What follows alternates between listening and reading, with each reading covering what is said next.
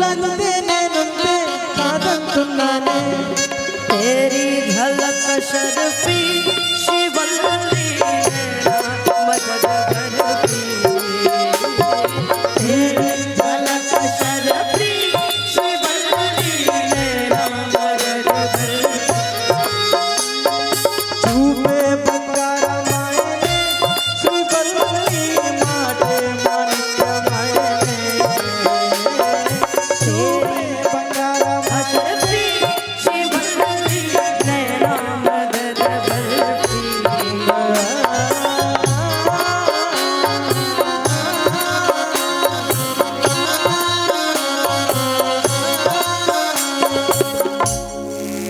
अनुपमा जी अभी आपने कहा हिंदी, अब मैं 2 लाइन बंगाली सुना देता हूँ, उसके बाद भोजपुरी गा दूंगा। ओके, ओके, 2 लाइन बंगाली, ठीक है? 2 लाइन बंगाली सुन लीजिए। तुई हंसली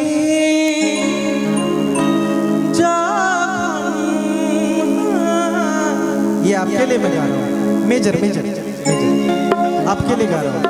आपकी हंसी के लिए गा रहा हूँ। बहुत बहुत प्यारी स्माइल है आपकी, बहुत अच्छे हैं आप। वाह, थैंक यू। तुई हंसली যখন তোরি হলো মন তুই কাঁদলি যখন তোরি হলো মন দু চোখে আঁকলো শীত বাহারে ডাকতে কি আলসে रोडे चिट्ठी पाठालो पे अब भोजपुरी जब से तोहरा से अखिया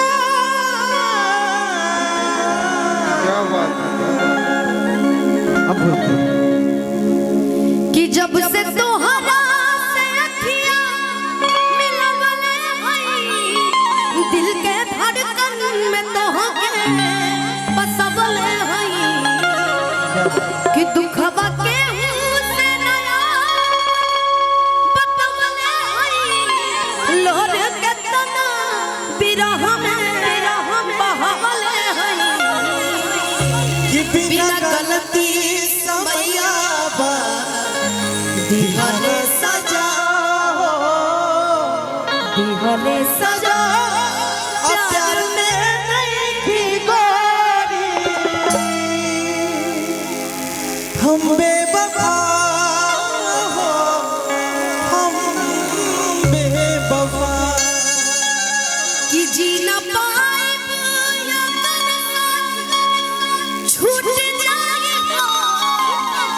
तो से नहीं आगे बंधन जे छूट जाए हो कि मन के नगरी से दुख सारा लुट जाए हो साथ पाई बना अकी समा फूट जाए हो जान तू जान ला जा तोहरे में तोहरे में बा प्यार में नहीं थी गोरी हम बेवफा हम बेवफा चाहे बतिया तू माना मत माना हो मत माना हो प्यार में नहीं थी गोरी हम बेवफा हो बेवफा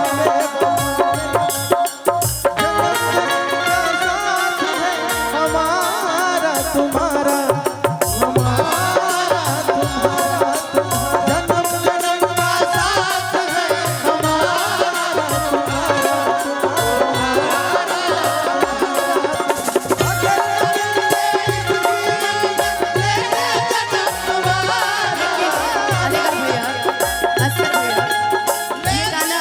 आप खाली चलते रहिएगा। ये गाना